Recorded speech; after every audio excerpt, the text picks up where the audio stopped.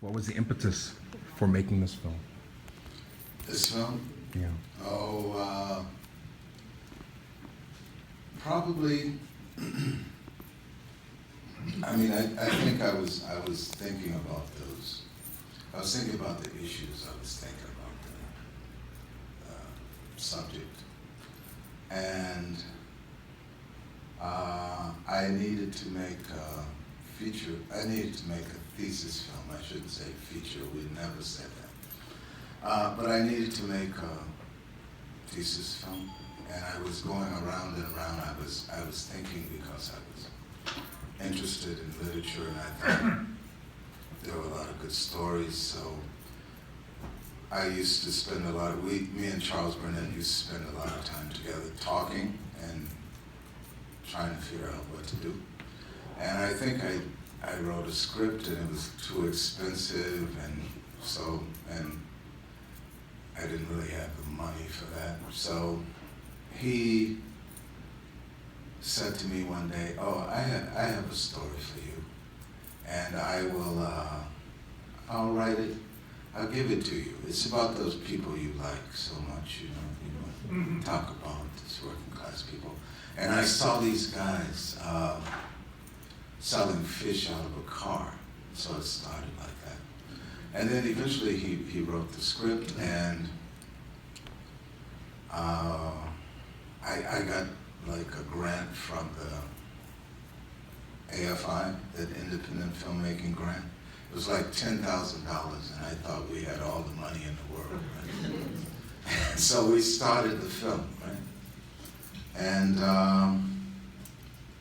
then eventually you run out of money, and I was in school. I always say that maybe the one thing that we didn't succeed in doing, and it was just an objective fact given where we were coming from and the way we were thinking, is we didn't create producers who were as passionate about this kind of thing, the sort of cultural project, larger cultural project. We didn't create producers who were as passionate about it as we were, but who were people who had a sense about money and about the work that entails, you know, like how you put together the team, how you organize the production, how you get the resources that you need, you know. So we were hesitant to ask people for money, this kind of thing. And if we had had people who had a comfort with that, but were equally creative in their sphere, we might have gone farther. Now, a lot of us are fairly decent at this, producing the work itself, right? But it takes people a longer time. Haile Gerima is a wonderful producer. He can produce, he produces, he knows how to do it. And he's not, a normal producer would fall apart if he was on a shoot in Africa and all of the equipment didn't arrive and you needed to start in 2 days and you didn't have a tripod, right?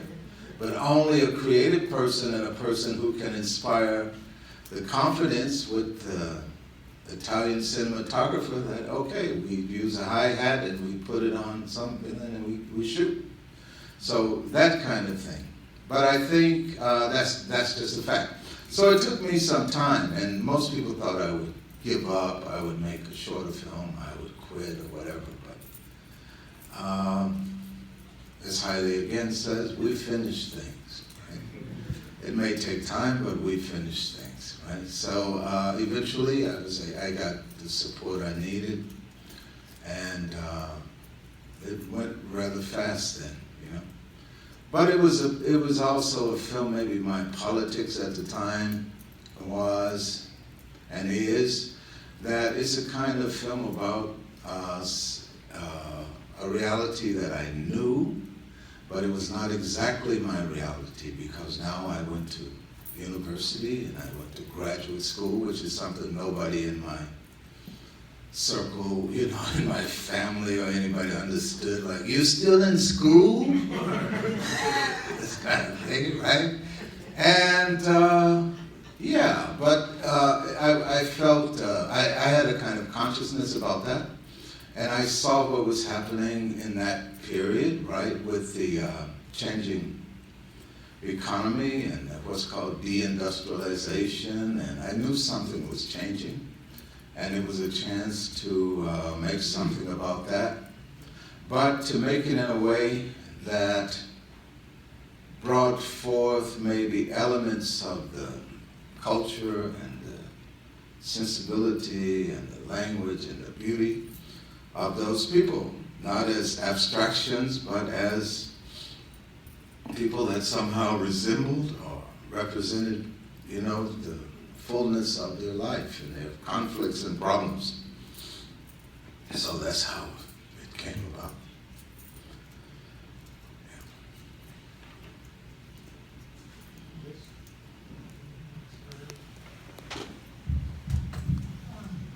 Thanks.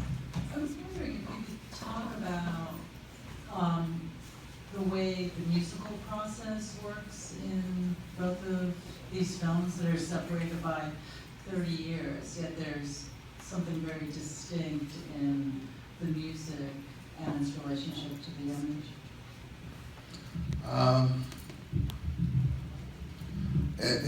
In the first case, what happens is I thought, okay, I knew this music. I knew this music by Archie Shepp, which is the primary source of the music. 2 discs he made in maybe 1980 with Horace Parlan and himself as a kind of duet. And he made these 2 records. He's from here, by the way, Archie Shepp. Yeah. And Archie Shepp was known as a kind of real avant-garde and free player, you know.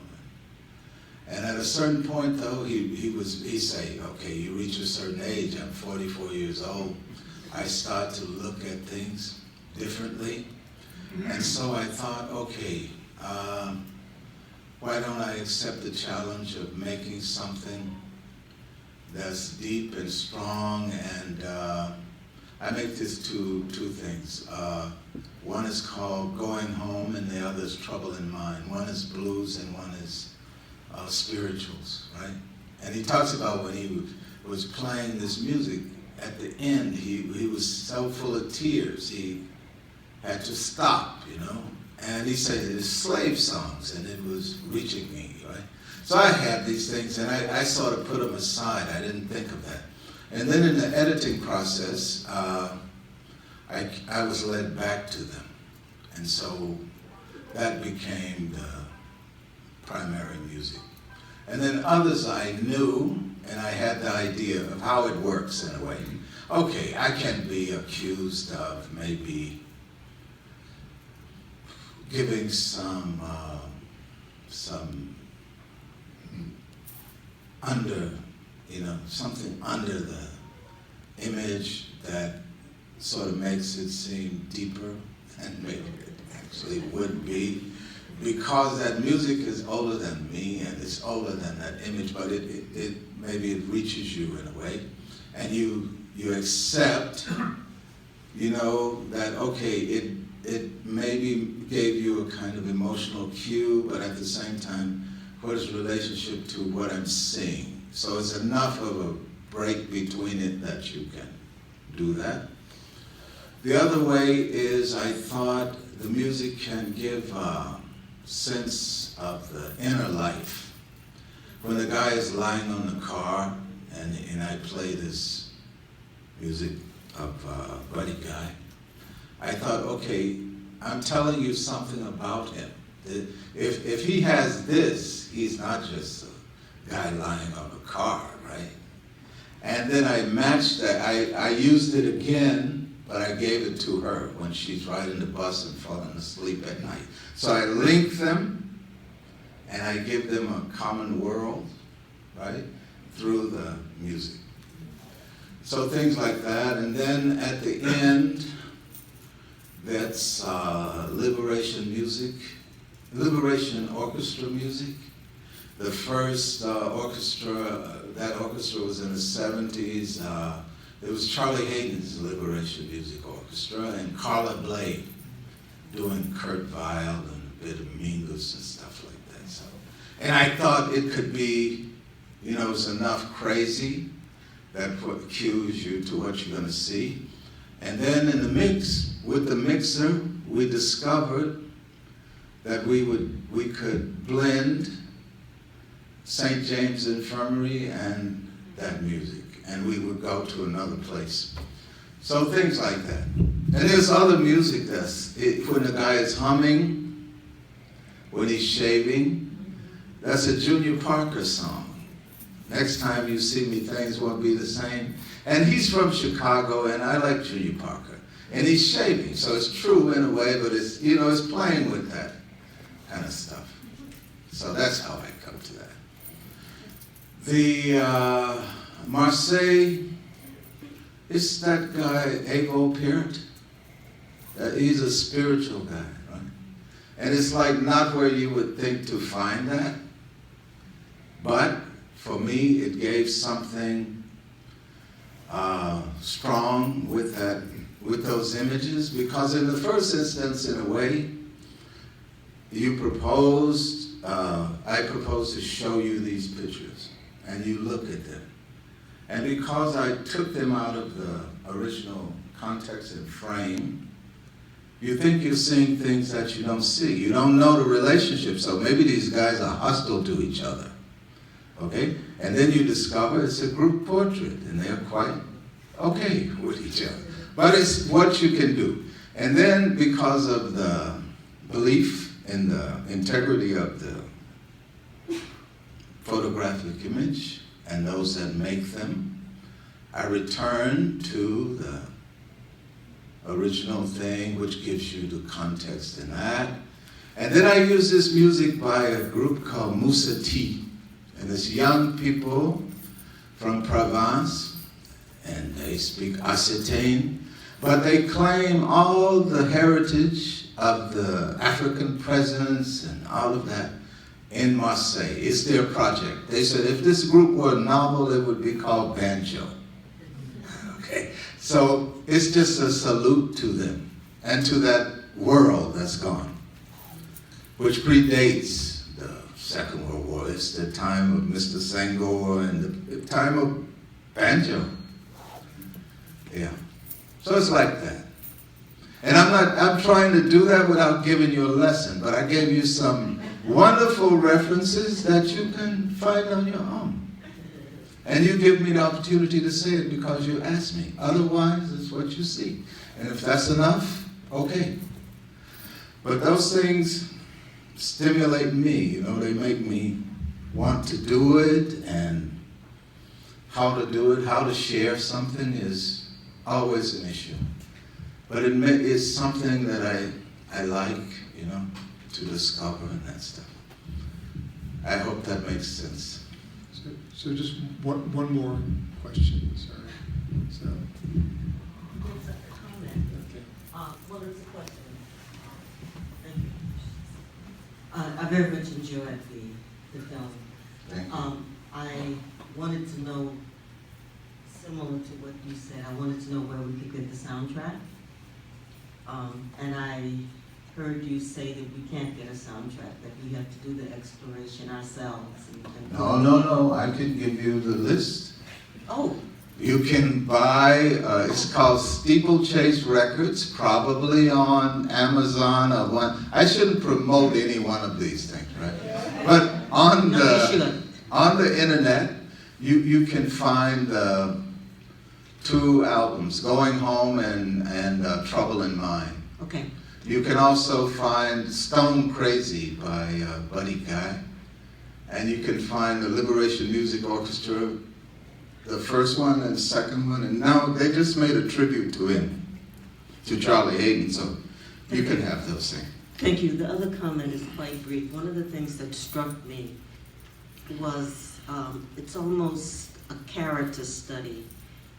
You get very, very close to the actors, and you pay attention to details, and your camera rests on them so that we are aware of some depth that we wouldn't ordinarily be aware of. And I very much appreciated that. Thank you.